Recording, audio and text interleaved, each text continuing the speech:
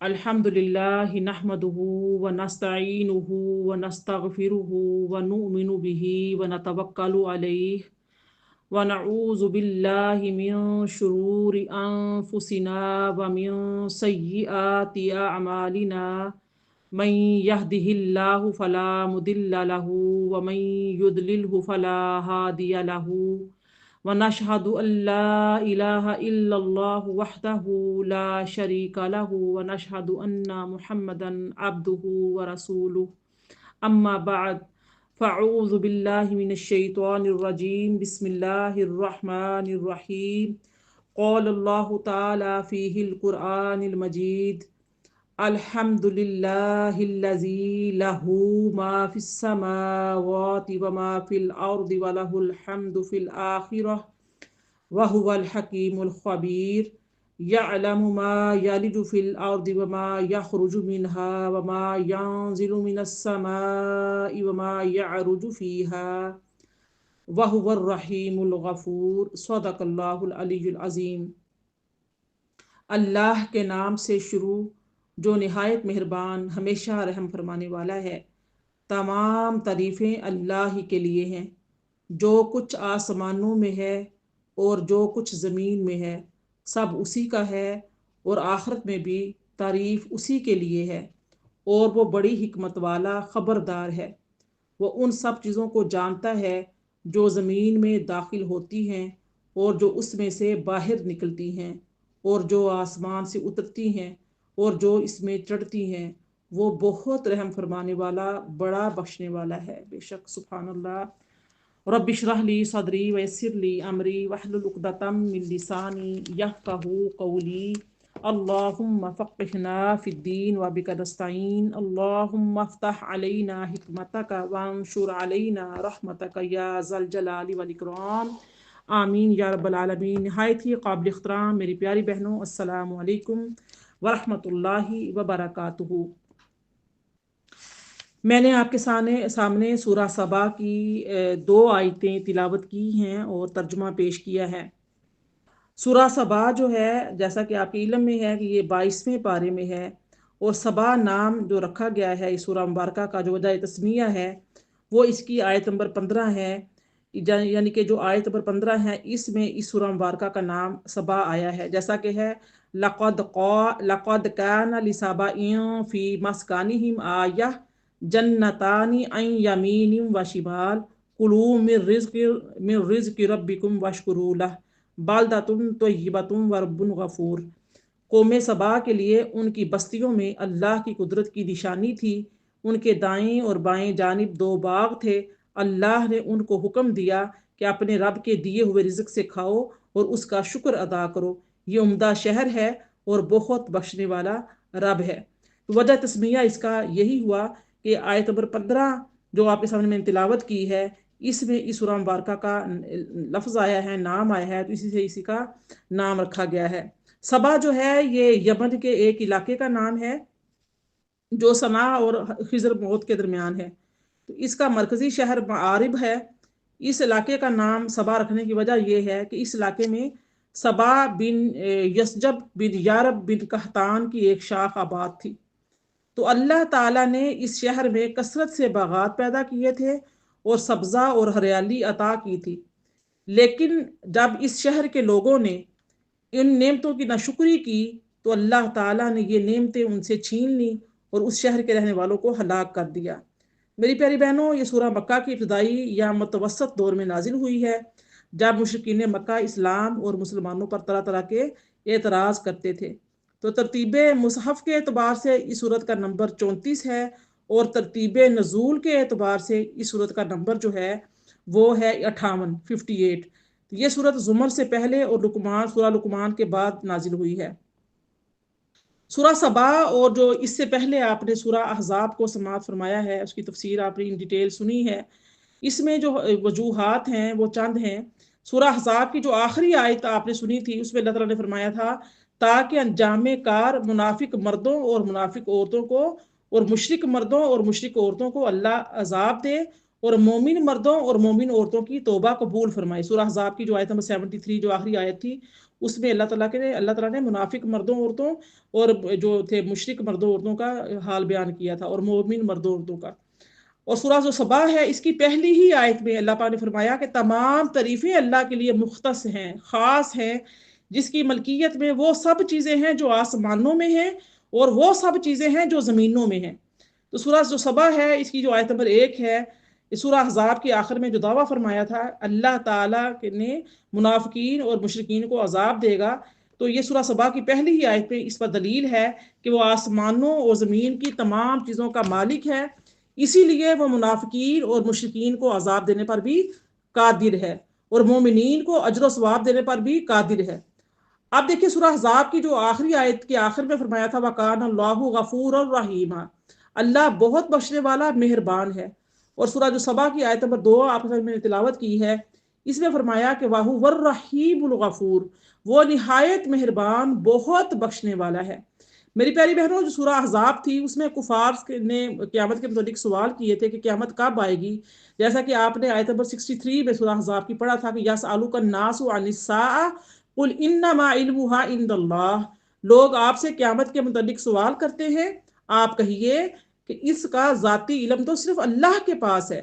اب دیکھیے جو سورہ صبا میں ذکر ہے کہ کفار نے قیامت کے آنے کا انکار کر دیا تھا، آیت نمبر سورہ صبا کی 3 آئے گی، اس میں فرمایا وَقَالَ الَّذِينَ كَفَرُوا لَا تَأْتِينَ السَّاعَةُ قُلْ بَلَىٰ وَرَبِّي لَتَأْتِيَنَّكُمْ عَالِمِ الْغَيْبِ، کفار نے کہا ہم پر قیامت نہیں آئے گی، آپ کہیے مجھے میرے رب کی قسم جو عالم الغیب ہے تم پر قیامت ضرور آئے گی۔ تو میری پیاری بہنوں، جو سورہ مکہ ہے، سورہ صبا جو ہے یہ مکی صورت ہے، اور دیگر مکی صورتوں کی طرح اس میں بھی توحید، رسالت، قیامت اور مرنے کے بعد دوبارہ اٹھنے پر زور دیا گیا ہے۔ حضرت داؤد، حضرت سلیمان علیہ السلام اور اہل سبا کو جو نعمتیں عطا فرمائی تھی ان کا ذکر اس سورہ مبارکہ میں کیا گیا ہے۔ اللہ تعالیٰ کے وجود اور اس کی وحدانیت کا بیان سورہ صبا میں کیا گیا ہے، اور اس کی توحید پر دلائل بھی پیش کیے گئے ہیں، اور مشرکین جو تھے ان کے جو شبہات تھے ان کا ازالہ بھی سورہ صبا میں کیا گیا ہے۔ نبی کریم صلی اللہ علیہ وآلہ وسلم کی رسالت کا عموم بیان کیا گیا ہے، اور یہ بتایا گیا ہے کہ یہ ہر زمانے میں دستور رہا ہے کہ جن لوگوں کو اللہ تعالیٰ نے دنیاوی نعمتیں دی تھیں وہ اپنے اپنے زمانے کے نبیوں اور رسولوں کے مخالف رہے ہیں، یعنی اللہ تعالیٰ کی جو نعمتیں ہیں اللہ تعالیٰ کی آزمائش ہیں، اور جب اللہ پاک اپنی نعمتیں دے تو اللہ تعالیٰ کے آگے جھکنا چاہیے، شکر گزاری کرنی چاہیے، تکبر میں مبتلا نہیں ہونا چاہیے، غافل نہیں ہونا چاہیے، ناشکری نہیں کرنی چاہیے۔ اور یہ بات جو ہے وہ یہی ہے کہ جب اللہ تعالیٰ نعمتیں دیتا ہے تو وہ کیا کہتے ہیں کہ وہ اللہ تعالیٰ کی مخالفت میں لوگ اکثر اتر جاتے ہیں، جیسا کہ آپ دیکھ رہے ہیں۔ تو یہ بتایا گیا ہے اس سورہ مبارکہ کے مشرکین قرآن مجید کے منزل من اللہ ہونے کا انکار کرتے تھے کہ یہ کتاب جو اللہ تعالیٰ کی طرف سے نازل نہیں کی گئی، وہ کہتے تھے کہ اس کو نبی کریم صلی اللہ علیہ وآلہ وسلم کا کذب اور افطرا ہے۔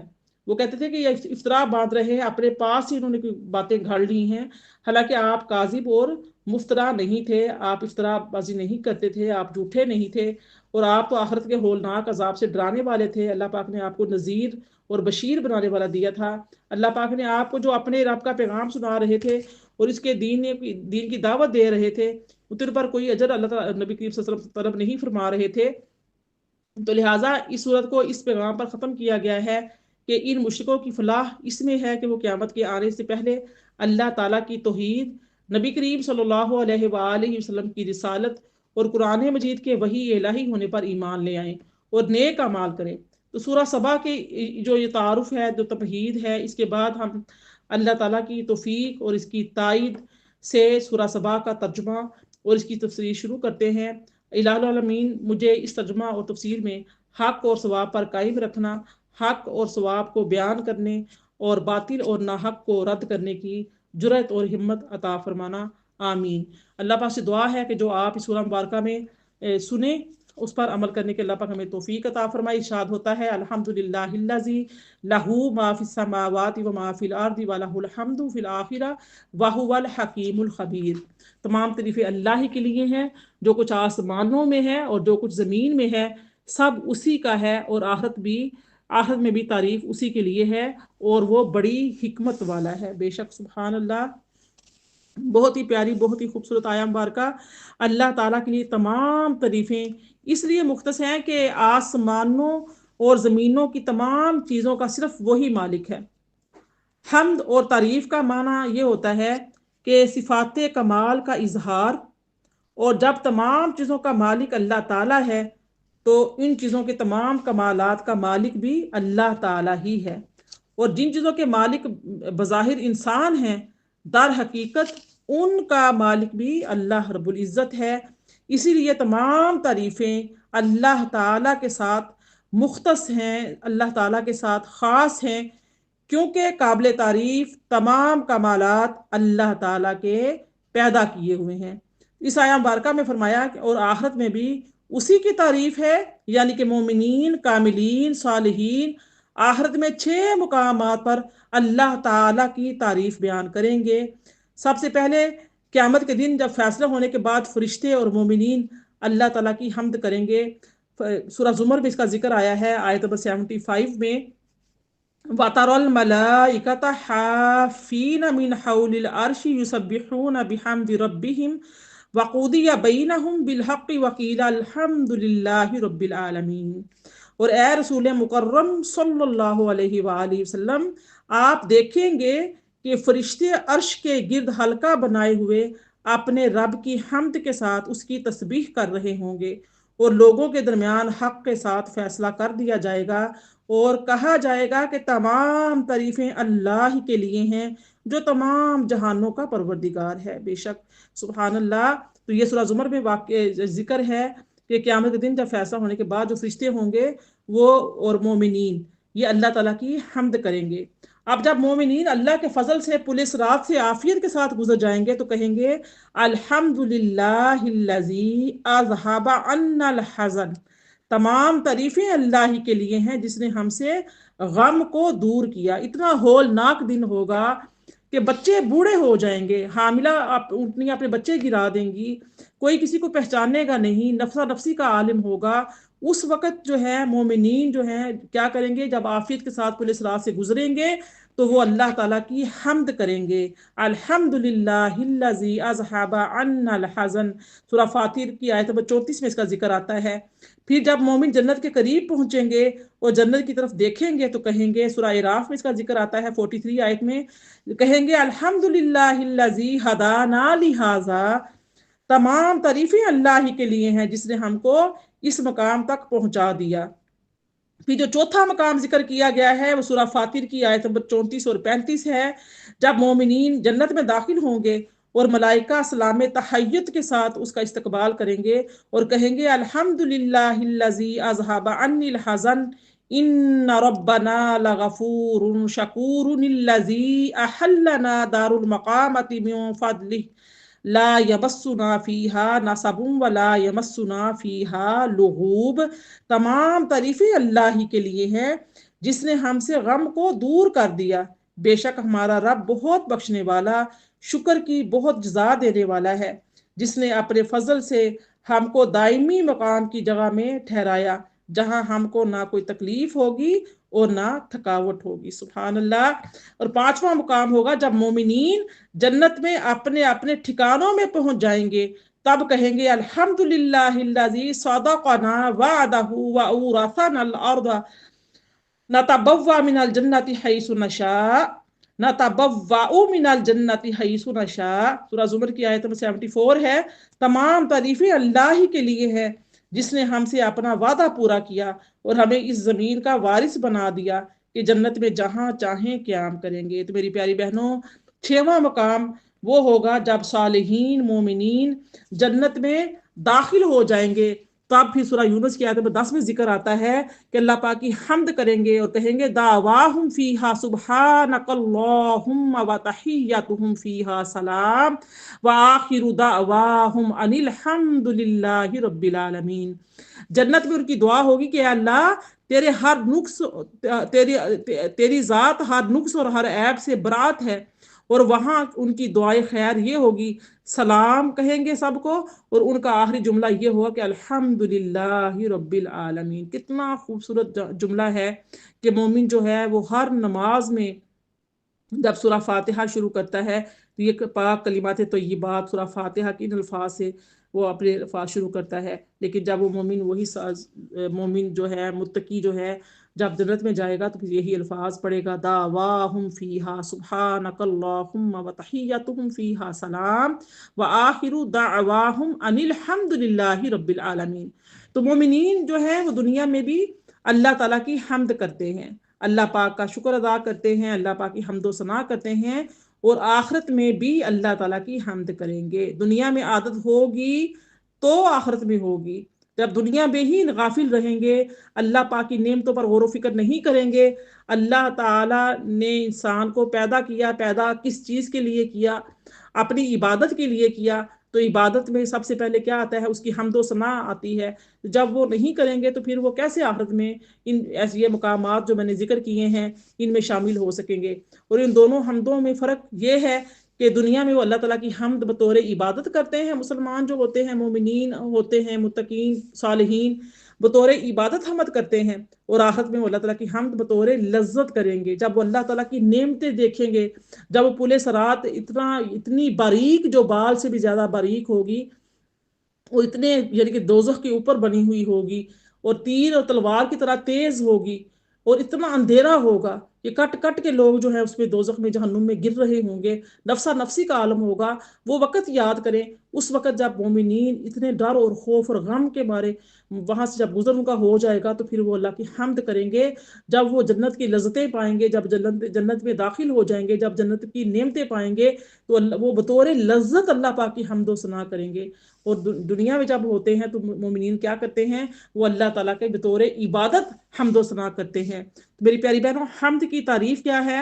حمد کی تعریف یہ ہے کہ کسی اختیاری خوبی کے بطور تعظیم زبان سے تعریف و تحسین کرنا، خواہ وہ خوبی اس کے لیے باعث نعمت ہو یا نہ ہو۔ نعمت کی مثال یہ ہے کہ کسی شخص کی سخاوت پر اس کی تعریف کی جائے، اور غیر نعمت کی مثال یہ ہے کہ کسی شخص کے علم اور زہد و تقوی پر اس کی تعریف اور تحسین کی جائے۔ میری پیاری بہنوں، حمد جو ہے اس کی 3 اقسام ہیں، یعنی کہ 3 قسمیں ہیں۔ ایک ہے حمد قولی، ایک ہے حمد فعلی، اور ایک ہے حمد حالی۔ قولی یعنی کہ ہم جو ہے وہ اپنے قول سے، اپنی زبان سے بیان کرنا، اپنے فعل سے بیان کرنا، ایکٹ کرنا۔ دوسرا ہے حال سے بیان کرنا۔ تو جو حمد قولی ہوتی ہے، زبان سے ادا کرنے والی جو حمد ہوتی ہے، وہ یہ ہوتی ہے کہ جن کلمات سے اللہ تعالیٰ نے اپنی حمد کی ہے، ان کلمات سے اللہ تعالیٰ کی حمد کی جائے۔ ان کلمات حمد کا ذکر قرآن مجید اور حدیث میں بھی آتا ہے، جیسا کہ سورہ حشر کی آیت نمبر 24 ہے، اور یہ جو آیت مبارکہ ہے اس کے بارے میں یہ ہے کہ جو کوئی چاہتا ہے کہ وہ شہادت کا مرتبہ پائے، حدیث مبارکہ کا مفہوم ہے، تو وہ مغرب کی نماز اور فجر کی نماز کے بعد جو فرض ادا کرنے کے بعد 7 بار 3 بار یہ کلمات طیبات سورہ حشر کی آیت نمبر 24 پڑھ لیا کرے، تو انشاءاللہ تعالیٰ اللہ تعالیٰ کو شہادت کے مرتبے پر فائز فرمائے گا۔ تو یہ کلمات طیبات ہے: هو اللہ الخالق البارئ المصور له الاسماء الحسنى یسبح له ما فی السماوات والارض وهو العزیز الحکیم۔ اب دیکھیے حدیث مبارکہ میں یہ بھی آتا ہے کہ لا الہ الا اللہ وحدہ لا شریک لہ لہ الملک ولہ الحمد وہو علی کل شیء قدیر۔ اللہم لا مانع لما اعطیت ولا معطی لما منعت ولا ينفع ذا الجد منک الجد سے صحیح بخاری میں الفاظ آتے ہیں، صحیح مسلم میں الفاظ آتے ہیں کہ اگر انسان اللہ تعالیٰ کی ان الفاظ میں جو حدیث مبارکہ میں آئے ہیں، ان الفاظ سے اللہ تعالیٰ کی حمد و ثنا کرے، تو اللہ تعالیٰ کو یہ جو الفاظ ہیں یہ حمد قولی کہلاتی ہے۔ اور حدیث مبارکہ میں سبحان اللہ و بحمدہ سبحان اللہ العظیم کے جو الفاظ آتے ہیں صحیح بخاری میں، صحیح مسلم میں، اور حمد کے بہترین کلمات الحمدللہ رب العالمین ہیں۔ پھر حمد فعلی جو ہوتا ہے وہ یہ ہے کہ اخلاص کے ساتھ اللہ کی رضا کے لیے اس کی عبادت کی جائے، یہ فعل ہے۔ اللہ تعالیٰ کی عبادت اخلاص کے ساتھ کی جائے، اس میں ملاوٹ نہ ہو، دکھاوا نہ ہو، ریاکاری نہ ہو۔ اللہ تعالیٰ کی عبادت اللہ تعالیٰ کو اس کے قابل جانتے ہوئے عبادت کی جائے کہ جب جس پروردگار کے ہم عبادت کر رہے ہیں، قرآن کی تلاوت کر رہے ہیں، روزہ رکھ رہے ہیں، عمرہ حج کر رہے ہیں، نماز پنجگانہ ادا کر رہے ہیں، تہجد پڑھ رہے ہیں، اور دیگر نوافل روزے، نوافل عبادت، جو بھی صدقہ خیرات ہے، جو بھی آپ عبادت کر رہے ہیں، وہ خالص اللہ رب العزت کے لیے کی جائے، اللہ کے لیے خاص ہو کر کی جائے۔ تو یہ فعلی عبادت ہے اور اللہ کی رضا حاصل کرنے کے لیے جو کی جاتی ہے. اور حالی عبادت جو ہے، جو حال سے ہوتی ہے، وہ یہ ہے کہ انسان اللہ تعالیٰ کے اخلاق سے متخلق ہو جائے. اللہ کے اخلاق جو ہیں وہ اپنے اندر سمونے کی کوشش کرے، اپنے اندر لانے کی کوشش کرے، اور اللہ کے جو اوصاف ہے ان سے متصف ہو جائے. اور جب اس پر کوئی مصیبت نازل ہو یا کسی بیماری اور تکلیف کا سامنا ہو تو کہے الحمدللہ علی کل حال. ہم ہر حال میں اللہ کی حمد کرتے ہیں، کیونکہ مصیبت اور تکلیف بھی یہ باطنی نعمت ہے، ایسی چھپی ہوئی نعمت ہے. مصائب ہیں، امراض ہیں، گناہوں کا کفارہ ان سے ہو جاتا ہے، لیکن اس سے ظاہراً شکر کا قصد نہ کرے. اس خوف سے کہے کہ مصیبت و تکلیف زیادہ نہ ہو جائے. اللہ تعالیٰ نے فرمایا لَإِن شَكَرْتُمْ لَأَزِيدَنَّكُمْ. کچھ لوگ ہوتے ہیں نا کہ وہ اللہ تعالیٰ کی حمد و ثنا کرنا، بیان کرنا بند کر دیتے ہیں کہ پتہ نہیں کہیں اگر کہا الحمدللہ کہا تو کہیں یہ نہ ہو کہ یہ تکلیف جو بیماری ہے کہیں زیادہ ہی نہ ہو جائے. یہ تو اللہ تعالیٰ کا شکر ادا کر رہے ہیں.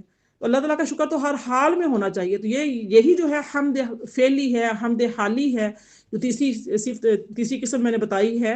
تو یہ حال جب جیسا کیسا بھی ہو، آپ بھوکے ہیں، پیاسے ہیں، آپ تھکان میں ہیں، آپ بیمار ہیں، آپ پریشان ہیں، آپ تنگ دست ہیں، آپ کسی حال میں بھی ہیں، تو آپ اپنے حال پر یعنی کہ حال سے یہ ظاہر نہ کریں کہ اللہ پاک نے مجھے کوئی نعمت عطا نہیں کی ہوئی، میں بڑا پریشان حال ہوں، میں بڑا مصائب زدہ ہوں، میں بڑا بیمار ہوں، میں تکلیف میں ہوں. نہیں، اللہ تعالیٰ کا ہر حال میں شکر. اللہ پاک فرماتا ہے سورہ ابراہیم کی آیت نمبر 7 میں لَإِن شَكَرْتُمْ لَأَزِيدَنَّكُمْ. اگر تم نے شکر ادا کیا تو میں تم میں نعمت کو زیادہ کر دوں گا. اور جب اس کو جو کوئی نعمت اور راحت ملے پھر اس کا شکر ظاہراً بھی ادا کرے، اور اس کو جو نعمت ملی ہے اس کا ذکر کر کے اس کا شکر ادا کرے. جیسے کہ حضرت ابراہیم علیہ السلام کا ذکر آتا ہے سورہ ابراہیم کی آیت نمبر 39 میں. کیا فرماتے ہیں کہ الحمدللہ الذی وہب لی علی الکبر اسماعیل و اسحاق. تمام تعریفیں اللہ ہی کے لیے ہیں جس نے مجھے بڑھاپے میں اسماعیل اور اسحاق عطا کی. اللہ کے نبیوں کی صفت دیکھیں کہ وہ بڑھاپے میں اگر اولاد کی خوشخبری ملی ہے تو وہ شکر ادا کر رہے ہیں. اور ہمارے ہاں یہاں کیا ہوتا ہے کہ جو عمر زیادہ ہو گئی ہے تو یہ ہو گیا تو وہ ہو گیا، کہ اولاد پیدا کرنے کے لیے پھر وہ عدید طریقے کے معاملات ڈھونڈ لیتے ہیں. کیا بات کروں. آگے دیکھیں سورہ نمل کی آیت نمبر 15 ہے وَلَقَدْ آتَيْنَا دَاوُودَ سُلَيْمَانَ عِلْمًا وَقَالَ الْحَمْدُ لِلَّهِ الَّذِي فَضَّلَنَا عَلَى كَثِيرٍ مِّنْ عِبَادِهِ الْمُؤْمِنِينَ.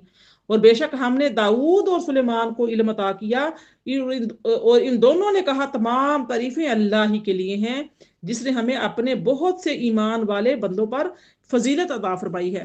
تو میری پیاری بہنوں، اللہ رب العزت کی جو حمد ہے وہ قولی بھی ہونی چاہیے، فعلی بھی ہونی چاہیے، اور حالی بھی ہونی چاہیے. جب بات کریں تو اللہ تعالیٰ کا شکر ادا کریں.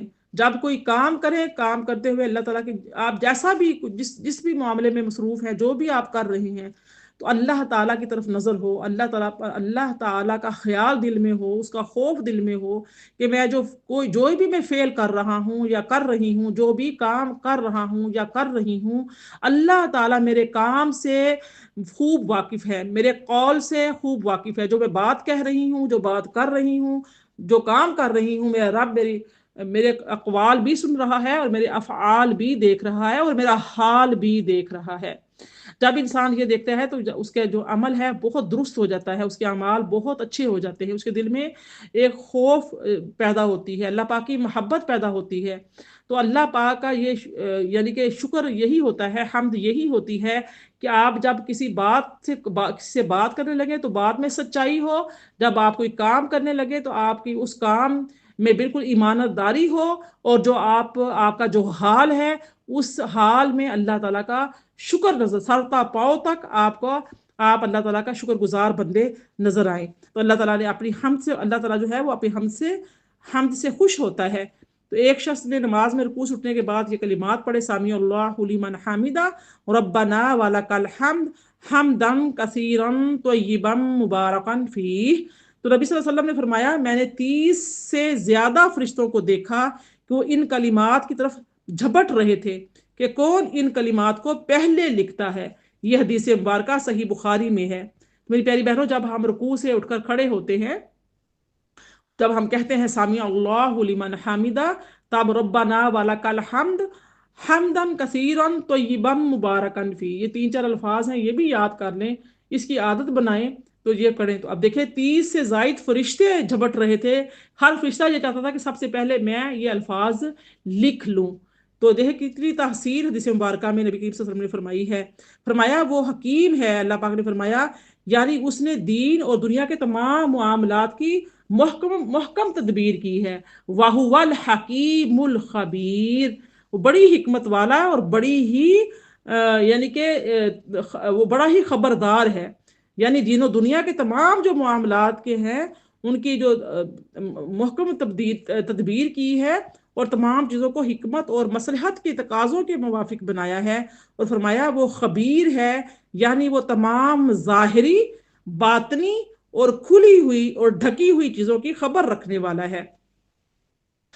میری پیاری بہنوں، اس کے بعد آیت نمبر جو 2 تھی اس پہ فرمایا یعلم ما یلج فی الارض وما یخرج منها وما ینزل من السماء وما یعرج فیها وهو الرحیم الغفور۔ سبحان اللہ، فرمایا وہ ان سب چیزوں کو جانتا ہے جو زمین میں داخل ہوتی ہیں اور جو اس میں سے باہر نکلتی ہیں اور جو آسمان سے اترتی ہیں اور جو اس میں چڑھتی ہیں، اور وہ بہت رحم فرمانے والا، بڑا بخشنے والا ہے۔ سبحان اللہ۔ میری پیاری بہنوں، اس لفظ میں جو لفظ آیا ہے یالیجو، اس میں فرمایا کہ یہ لفظ جو ہے یہ ولوج، واو لام واو جب اس کا مادہ ہے، اس کا معنی ہوتا ہے تنگ جگہ، تنگ جگہ میں داخل ہونا۔ تو اس سے جو پہلی آیت تھی اس پہ کہ آخر میں فرمایا تھا کہ وہ خبیر ہے، یعنی ہر ظاہر اور باطن کی خبر رکھنے والا ہے۔ وہ جانتا ہے کہ زمین میں کیا چیزیں داخل کی جاتی ہیں اور کیا چیزیں زمین سے نکلتی ہیں۔ زمین میں بیج داخل کیے جاتے ہیں، پھر زمین سے کونپلیں پھوٹ کر نکلتی ہیں، بارش کے قطرات زمین میں داخل ہوتے ہیں، پھر وہ چشموں سے اور آبشاروں کی صورت میں زمین سے نکل آتے ہیں۔ خزانے اور دفینے، جتنی بھی زمین میں چیزیں دفن ہیں، دفینے جو ہیں اور جو حشرات الارض ہیں، وہ زمین سے نکلتے ہیں، زمین میں مردوں کو دفن کیا جاتا ہے اور وہ آخرت میں زمین سے نکل آئیں گے۔ اسی طرح انسان کی کھال کی زمین میں جو کچھ داخل ہوتا ہے وہ اس کو بھی جانتا ہے، یعنی کہ جو ہم چیزیں کھاتے ہیں پیتے ہیں، ہمارے اندر جو سسٹم ہے، انٹرنل سسٹم ہے، جس طریقے سے ہمارے اندر جو ہم خوراک لیتے ہیں، کھانا کھاتے ہیں یا پیتے ہیں، جو بھی انٹیک کرتے ہیں، وہ جو ہمارے کھال کی جسم کی جو کھال ہے اس میں جو نکلتا ہے وہ بھی یعنی کہ ہر طرح کا ہمیں نظر آتا ہے۔ جو یعنی کہ اس میں وہ جانتا ہے کہ جو فاسد اور صالح غذا ہے اور حلال اور حرام کھانا ہے جس کو وہ کھاتا ہے، وہ سب اس کے علم میں ہے۔ اسی طرح اس کی کھال سے جو کچھ نکلتا ہے اس کو بھی انسان جو ہے وہ جانتا ہے، اور وہ ان چیزوں کو بھی جانتا ہے جو آسمان سے نازل ہوتی ہیں اور جو آسمان میں چڑھتی ہیں، جیسے کہ فرشتے ہیں، آسمانی کتابیں ہیں، تقدیریں ہیں، بندوں کے رزق اور برکتیں، بارشیں، برف ہیں، اولے ہیں، شبنم، بجلیاں آسمان سے نازل ہوتی ہیں۔ اس طرح دلوں پر روحانی فیض و برکات اور الہامات ربانیہ نازل کیے ہوتے ہیں، اور فرشتے، پاک روحیں، دعائیں اور بندوں کے نیک اعمال اور بخارات اور دھوئیں وغیرہ جو ہیں وہ زمین کے اوپر چڑھتے ہیں۔ تو اللہ تعالیٰ سب جانتا ہے، اور اللہ تعالیٰ نے کچھ چیزوں کا علم انسان کو بھی دیا ہے۔ مومنین جو متقین ہوتے ہیں، صالحین ہوتے ہیں، جو قرآن پاک پر تدبر کرتے ہیں، غور و فکر کرتے ہیں، ہر وقت اللہ پاک کا شکر بجا لاتے ہیں، تو وہ جو کائنات پر غور و فکر کرتے ہیں تو پھر کیا ہوتا ہے کہ اللہ تعالیٰ کی ذات ان سے کے سامنے بھی کھول دیتی ہے۔ جیسا کہ ہمیں حدیث مبارکہ میں ملتا ہے کہ فرشتے نازل ہوتے ہیں، اترتے ہیں صبح فجر کی نماز سے لے کر عصر کی نماز تک ہمارے ساتھ رہتے ہیں، پھر جا کر اوپر گواہی دیتے ہیں کہ اب اللہ تعالیٰ پوچھتا ہے کہ میرے بندوں کو کس حال میں چھوڑ کر آئے ہو، تو وہ گواہی دیتے ہیں اللہ پاک جب ہم گئے تھے تو تیرا بندہ عبادت کر رہا تھا، یعنی کہ فجر کی نماز ادا کر رہا تھا، ذکر اذکار کر رہا تھا، پھر جب عصر کی نماز کے لیے ہم واپس آ رہے تھے تو کیا تھا، تیرا بندہ نماز میں تھا، تیری عبادت میں تھا، تیرے ذکر میں تھا، تیری حمد کر رہا تھا، وہ جا کر گواہی دیتے ہیں۔ تو فرشتوں کا اترنا چڑھنا انسان اور دیکھتا نہیں ہے، جانتا تو ہے ایز اے مسلم، اگر وہ مومن ہے، صالح ہے، اگر وہ اعمال صالح بجا لاتا ہے، نمازوں کی پابندی کرتا ہے، غور و فکر کرتا ہے، تو وہ یہ چیزیں جانتا ہے کہ اللہ تعالیٰ کی ذات نے کہ فرشتے جو ہیں وہ آسمان سے اترتے ہیں، پھر ایسے بارشوں کا برسنا دیکھتا ہے، رزق دیکھتا ہے، بجلیاں کڑکتی ہوئی دیکھتا ہے، آسمان سے بادلوں کا آنا جانا دیکھتا ہے، تو سب انسان کچھ چیزیں جانتا ہے، انسان اتنا بے خبر نہیں ہے۔ پھر آیت نمبر 3 میں فرمایا وَقَالَ الَّذِينَ كَفَرُوا لَا تَأْتِينَا السَّاعَةُ قل بلا وربی لتأتینکم عالم الغیب لا يعزب عنه مثقال ذرة في السماوات ولا في الأرض ولا أصغر من ذلك ولا أكبر إلا في كتاب مبين۔ اور کافر لوگ کہتے ہیں کہ ہم پر قیامت نہیں آئے گی۔ آپ فرما دیں کیوں نہیں، میرے عالم الغیب رب کی قسم وہ تم پر ضرور آئے گی۔ اس نے نہ آسمانوں میں ذرہ بھر کوئی چیز غائب ہو سکتی ہے اور نہ زمین میں، اور نہ ہی اس سے کوئی چھوٹی چیز ہے اور نہ بڑی، مگر روشن کتاب یعنی لوح محفوظ میں لکھی ہوئی ہے۔ سبحان اللہ، بے شک ایسا ہی ہے۔ اب اس سے پہلی آیتیں گزری ہیں، اس میں اللہ تعالیٰ نے خصوصیت کے ساتھ فرمایا تھا اور آخرت میں بھی اس کی تعریف کی ہے، اور نبی صلی اللہ علیہ وآلہ وسلم لوگوں کو شرک اور کفر اور برے اعمال پر آخرت کے عذاب سے ڈراتے تھے، اور توحید رسالت پر ایمان لانے کو اور نیک کام کرنے پر آخرت کے اجر و ثواب کی بشارت دیتے تھے۔ تو یہ سن کر کفار مکہ کہتے تھے کہ ہم پر قیامت نہیں آئے گی۔ اس لیے اللہ تعالیٰ نے 3 دلیلوں سے قیامت کے آنے کو ثابت فرمایا ہے۔ پہلی دلیل یہ ہے کہ کفار مکہ آپ کو صادق مانتے تھے اور الصادق الامین کہتے تھے، اور آپ نے قسم کھا کر فرمایا مجھے اپنے رب کی قسم ہے کہ وہ ضرور آئے گی، اور الصادق الامین قسم کھا کر جو بات کہے وہ غلط نہیں ہو سکتی۔ دوسری کیا بات تھی کہ کفار قیامت کا اس لیے انکار کرتے تھے کہ مرنے کے بعد اب ان کے اجسام بوسیدہ ہو جائیں گے اور ان کے اجسام گل سڑ کر ریزہ ریزہ ہو جائیں گے، تو پھر ہوا ان ذرات کو اڑا کر دوسری جگہوں پر لے جائے گی، اور یہ ذرات دوسرے اجسام کے ذرات سے مل کر خلط ملط ہو جائیں گے، تو پھر یہ کیسے متعین ہوگا کہ یہ فلاں ذرہ فلاں جسم کا ہے اور یہ ذرہ فلاں جسم کا ہے؟ پھر یہ بکھرے ہوئے اور منتشر ذرات دوبارہ کس طرح جمع ہوں گے؟ تو اللہ تعالیٰ نے فرمایا کہ وہ عالم الغیب ہے، اور اس سے اس جہان کا کوئی ذرہ مخفی نہیں ہے، کوئی چیز چھپی ہوئی نہیں ہے، وہ ہر چیز پر قادر ہے۔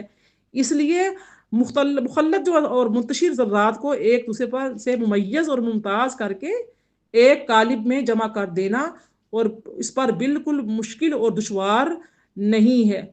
پھر جو چوتھی آیت ہے اس سورہ سبا کی، فرمایا لِيَجْزِيَ الَّذِينَ آمَنُوا وَعَمِلُوا الصَّالِحَاتِ أُولَٰئِكَ لَهُم مَّغْفِرَةٌ وَرِزْقٌ کریم، فرمایا تاکہ اللہ تعالیٰ ان لوگوں کو پورا بدلہ عطا فرمائے جو ایمان لائے اور نیک اعمال کرتے رہے، یہی وہ لوگ ہیں جن کے لیے بخشش اور بزرگی والا اخروی رزق ہے۔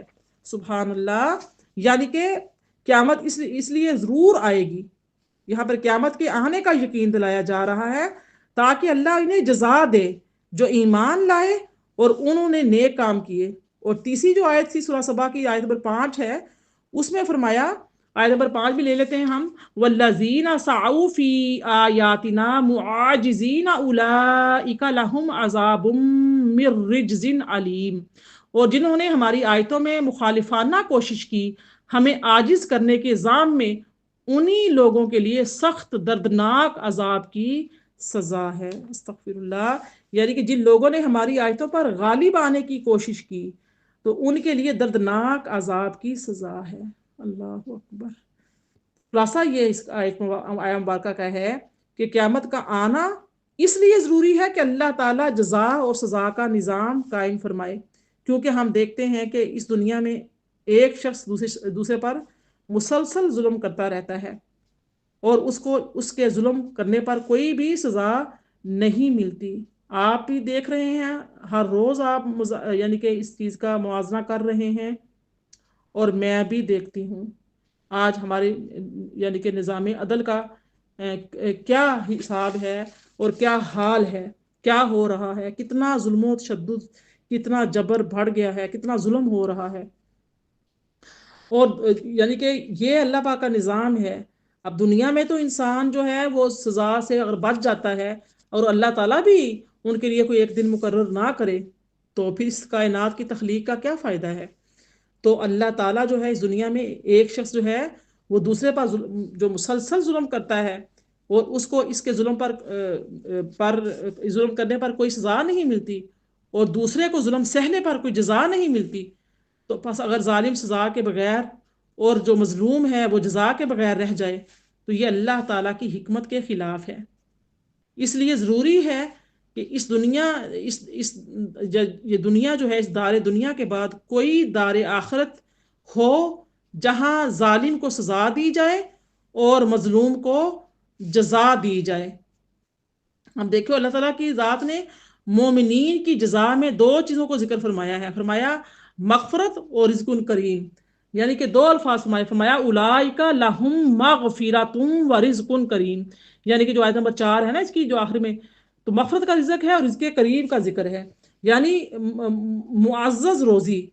اور مغفرت کا اس لیے ذکر فرمایا کہ مومنین صالحین سے بھی کچھ خطائیں اور کچھ قصور، کچھ تقصیرات ہو جاتی ہیں، تو اللہ تعالیٰ نے ان کے لیے بخشش اور مغفرت کی نوید سنائی ہے، خوشخبری سنائی ہے، اور انہوں نے جو نیک کام کیے ان کی جزا کے طور پر انہیں رزق کریم کی بشارت دی ہے، اللہ پاک ان کو رزق کریم عطا فرمائے گا۔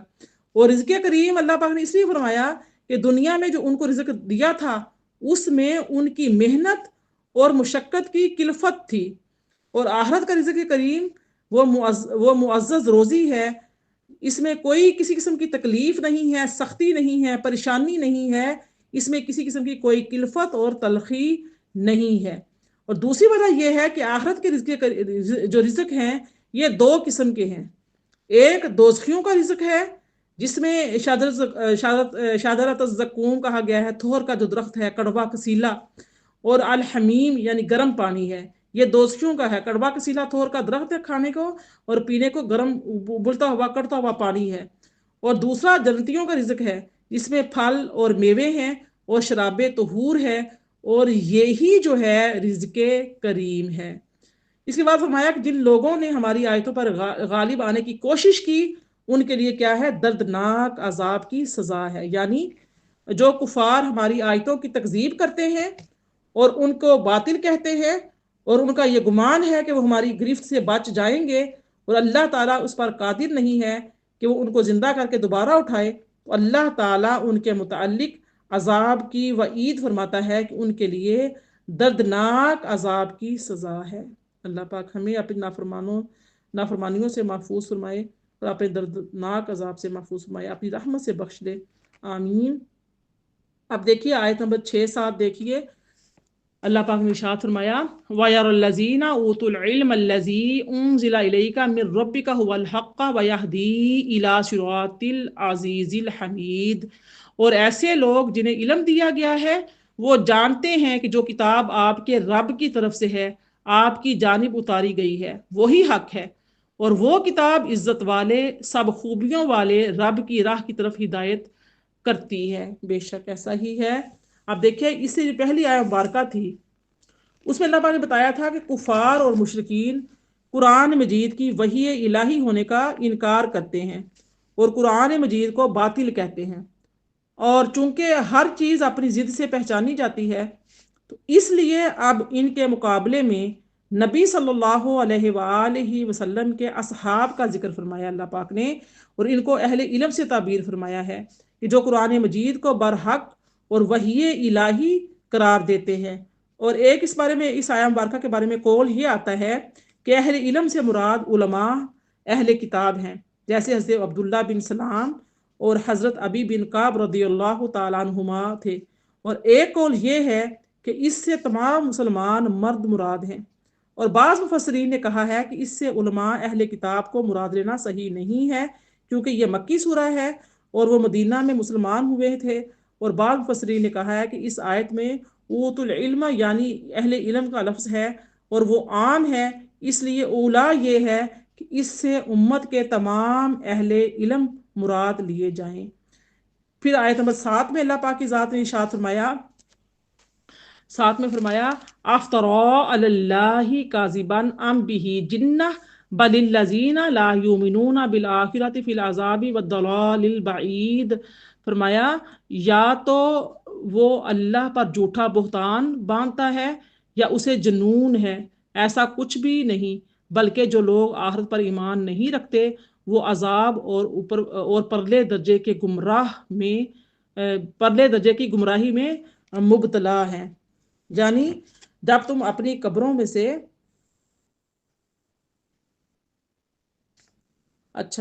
یہ आया मुबारका जो है ना, आयत नंबर 6 शायद मैंने छोड़ दी है। फरमाया वक़ाल लज़ीना कफ़रू हल नदुल्लुकुम अला रजुलिन युनब्बिउकुम इज़ा मुज़्ज़िक़तुम कुल्ला मुमज़्ज़क़िन इन्नकुम लफ़ी ख़ल्क़िन जदीद।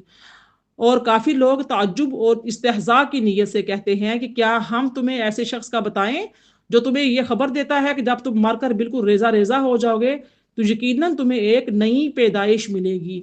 हाँ जी, आयत नंबर 6 पहले हम देख लेते हैं।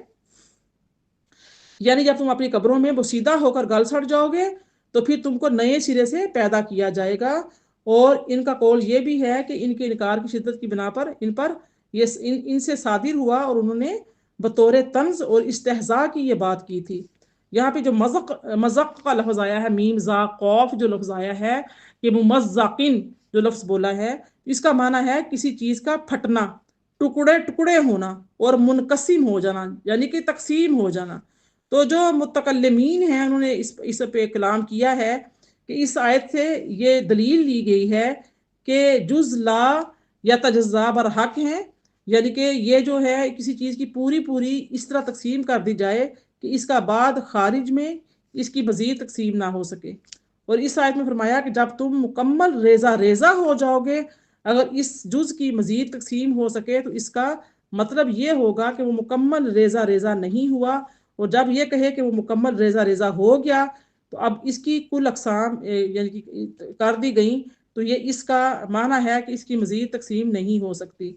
तो अगर ये कहा जाए कि इसकी वहमी और अकली तकसीम तो फिर भी हो सकती है, तो इसका जवाब ये आता है कि वहमी और अकली तकसीम तो कहीं नहीं रुकती, लेकिन खारिज में इसकी तकसीम कहीं ना कहीं ज़रूर ठहर गई है। जैसा कि इसके बारे में अल्लामा मेबजी ने कहा है कि अज्जा जी मकरा ये है गैर मुनकसिम है, क्योंकि वो इस कदर सख्त हैं कि कट नहीं सकते और इस कदर छोटे हैं कि टूट नहीं सकते। इसलिए हो सकता है कि जिस्म इन ही अज्जा से मुरक्कब हो और वही गैर मुनकसिम है। अज्जा फसल और वसल को कबूल करते हैं। और आगे देखिए आयत नंबर 8 और 9 देख लीजिए, 6 और 7 का हो गया। 8 और 9 में फरमाया सुभान अल्लाह, अफ्तरा अल्लाहि काज़िबन अम बिही जिन्ना बलिल्लज़ीना ला युमिनूना बिल आखिरति फिल अज़ाबि व दलालिल बईद अफलम यरौ इला मा बैना अयदीहिम व मा खल्फहुम मिनस समाई वल अर्द इन नशा नख्सिफ बिहिमुल अर्द औ नुस्क़ित अलैहिम किसफम मिनस समा इन्न फी ज़ालिका लआयतल लिकुल्लि अब्दिन मुनीब। सदक़ल्लाहुल अज़ीम। फरमाया, या तो वो अल्लाह पर झूठा बहतान बांधता है या उसे जुनून है, ऐसा कुछ भी नहीं, बल्कि जो लोग आखिरत पर ईमान नहीं रखते वो अजाब और परले दर्जे के गुमराही में मुब्तला हैं। सो क्या उन्होंने उन निशानियों को नहीं देखा जो आसमान और ज़मीन से उनके आगे और उनके पीछे उन्हें घेरे हुए हैं? अगर हम चाहें तो उन्हें ज़मीन में दंसा दें या उन पर आसमान से कुछ टुकड़े गिरा दें। बेशक इसमें उस बंदे के लिए निशानी है जो अल्लाह की तरफ रुजू करने वाला है। सुभान अल्लाह। यहाँ पर हमारी 9 आयतें और नौ रुकू हैं वो मुकम्मल हो रहे हैं। तो आज की नशिस्त की हमारी ये 2 आयतें आखिरी होंगी। तो आप देखिए जो आयत नंबर 8 और 9 तिलावत की है, मैंने तर्जुमा भी पेश किया है। तो इस आयत नंबर 8 में किज़ब और इफ्तरा के अल्फाज आए हैं। तो इफ्तरा का जो माना होता है वो होता है कि आज खुद किसी के मुतालिक झूठी बातें कहना, और किज़ब का लफ्ज़ आम है, आज खुद किसी से मुतालिक झूठी बात कहें या किसी से सुनकर उसके मुतालिक झूठी बात कहें। इसके बाद जुनून का जिक्र अल्लाह पाक की ज़ात दूसरी आयत में किया है। आप देखें इफ्तरा जो होता है वो होता है कि अपने पास से बात को घड़ लेना, अपने दिमाग से अपने आप से झूठ काढ़ लेना। तो जो किज़ब होता है वो झूठ ये होता है किसी दूसरे से सुना और तस्दीक नहीं की और उस झूठ को आगे फैला दिया, आगे कर दिया। उसने झूठ बोला था सामने वाले ने और खुद भी झूठ बोल दिया, तस्दीक नहीं की। तो ये किज़ब और इफ्तरा का जो फ़र्क है।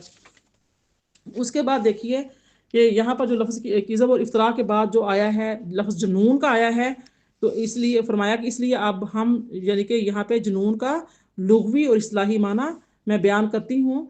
तो अलामा हुसैन बिन मोहम्मद रागिब अस्फ़हानी लिखते हैं कि इंसान के नफ्स और उसकी अकल के दरमियान जो कैफियत हाइल हो जाती है उसको जुनून कहते हैं। काजी अब्दुल नबी बिन अब्दुल रसूल अहमद नगरी वो लिखते हैं कि जुनून की तारीफ है कि अकल का ज़ाइल हो जाना या अकल में ऐसे खलल का वाक़ हो जाना जिसकी बिना पर अक़वाल और अफ़आल بہت کم عقل کے تقاضے کے مطابق صادر ہوتے ہیں۔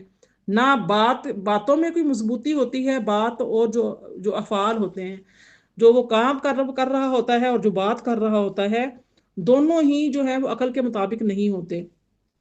علامہ سید محمد امین ابن عابدین شامی وہ لکھتے ہیں کہ تلویح میں مذکور ہے کہ اچھے اور برے کاموں میں تمیز کرنے والی قوت اور کسی کام کے نتیجے کی ادراک کرنے والی قوت میں خلل واقع ہو جانے کو جنون کہتے ہیں۔ بائیں طور کے عقل کے آثار ظاہر نہ ہوں اور اس کے افعال معطل ہو جائے، اس کا سبب یا تو قدرتی طور پر اس کے دماغ میں نقصان اور کمی ہو، یا کسی حادثے کی وجہ سے اس کا دماغ اعتدال پر نہ رہا ہو، یا شیطان کا اس پر غلبہ ہو اور اس نے اس کے ذہن میں ایسے فاسد خیالات ڈال دیے ہوں جن کی بنا پر وہ بغیر کسی سبب کے ہنستا ہو اور خوش ہوتا ہو یا ڈرتا ہو اور گھبراتا ہو۔ یعنی کہ شیطانی اثرات بھی ہو سکتے ہیں، اور کسی حادثے کا بندہ شکار ہونے کی وجہ سے بھی یعنی کہ جنون میں جا سکتا ہے، یا پھر اللہ تعالیٰ کی طرف سے پیدائشی ہی ایسا ہوتا ہے۔ تو آپ دیکھیے آیت نمبر جو 9 تھی، اس میں فرمایا کہ پس کیا انہوں نے ان چیزوں کی طرف نہیں دیکھا جو ان کے آگے اور پیچھے پھیلی ہوئی ہیں، یعنی آسمان اور زمین۔ اگر ہم چاہیں تو ان کو زمین میں دنسا دیں، ہم ان کے اوپر آسمان کے ٹکڑے گرا دیں گے، بے شک اس میں ہر رجوع کرنے والے بندے کے لیے نشانیاں ہیں۔ اس آیہ مبارکہ میں اللہ تعالیٰ نے یہ بتایا ہے کہ جو ذات آسمانوں اور زمینوں کو پیدا کرنے پر قادر ہے، وہ اس پر بھی ضرور قادر ہے کہ ان لوگوں کو مرنے کے بعد دوبارہ زندہ کر دے، اور اس پر قادر ہے کہ بہت جلد ان کے اوپر عذاب لے آئے، کیونکہ تمام آسمان اور زمینیں اس کی ملکیت میں ہیں اور وہ کفار کو ہر طرف سے گھیرے ہوئے ہیں۔ تو ان کو اس بات کا ڈر اور خوف کیوں نہیں ہے کہ اللہ تعالیٰ ان کو زمین میں اس طرح دنسا دے جس طرح قارون کو اس کے خزانوں سمیت زمین میں دنسا دیا تھا، یا اللہ تعالیٰ ان کے اوپر آسمان کے ٹکڑے گرا دے، اور ہر وہ شخص جو اللہ کی طرف رجوع کرنے والا ہے اس کے لیے اس میں اللہ تعالیٰ کی قدرت پر بہت دلائل ہے۔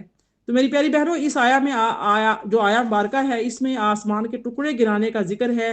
تو اس سے معلوم ہوا کہ آسمان ٹھوس جسم ہے، اس کے ٹکڑے گرائے جا سکتے ہیں، جیسا کہ کہا جاتا ہے کہ آسمان ہوائے کثیف کے کسی طبقے یا محض حد نگاہ کا نام ہے۔ یہ کہنا صحیح نہیں ہے۔ آج کے لیے اتنا ہی۔ اللہ پاک سے دعا ہے کہ اللہ پاک ہمیں اس پر جو آیات بینات پڑھی ہیں، اللہ پاک اس پر ہمیں عمل کرنے کی توفیق عطا فرمائے، اپنی بہترین خوبصورت الفاظ کے ساتھ حمد و ثنا کرنے کی توفیق عطا فرمائے۔ ہم اپنے قول اور فعل اور حال تینوں سے جو حمد کے بیان کیے گئے ہیں، تینوں اقسام میں نے بیان کی ہیں، اللہ پاک ہمیں اس پر قادر کرے کہ ہم قدرت پائیں کہ ہمارے قول، ہمارے فعل، ہمارے حال جو ہیں وہ اللہ تعالیٰ کی حمد و ثنا کریں، حمد و ثنا میں لگ جائیں، اور اللہ تعالیٰ کے حمد و ثنا میں، اس کی عبادت میں ہمارے اندر اخلاص پیدا ہو جائے۔ ہم جو بھی چیز کریں اخلاص کے ساتھ کریں۔ ہم جب اللہ تعالیٰ کے بندوں کے ساتھ مخلص ہو جائیں گے تو یقیناً اللہ تعالیٰ ہمیں اپنے لیے بھی مخلص بنا دے گا انشاءاللہ عز و جل۔ اللہ پاک ہماری آج کی نشست کو، آج کی اس کلاس کو اپنی بارگاہ میں شرف قبولیت بخشے، ہمارے لیے ذریعہ نجات بنائے اور ذریعہ بخشش و مغفرت بنائے۔ اللہ پاک تمام بیماروں کو شفائے کاملہ عطا فرمائے، تمام بے روزگاروں کو روزگار عطا فرمائے۔ جو لوگ جس حال میں پریشان حال ہیں، جس معاملات میں پریشان ہیں، اللہ پاک ان تمام معاملات سے ان کو بآسانی عزت کے ساتھ سرفراز فرمائے۔ آمین یا رب العالمین۔ ربنا تقبل منا انک انت السمیع العلیم وتب علینا انک انت التواب الرحیم وما علی الا البلاغ المبین۔ آمین یا رب العالمین۔